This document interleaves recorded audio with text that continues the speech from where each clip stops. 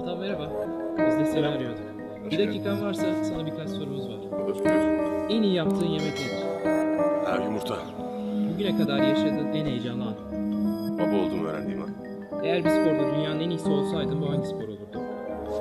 Rally ya da motosiklet. Süper. İzlediğin en iyi film hangisi? Çok zor, bilmiyorum.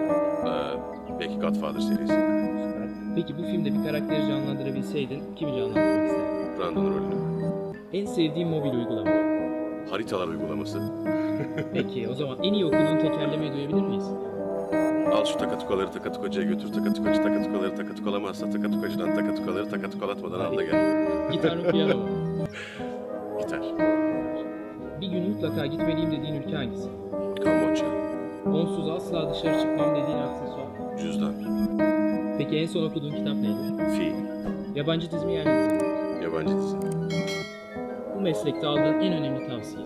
Kendini bozma.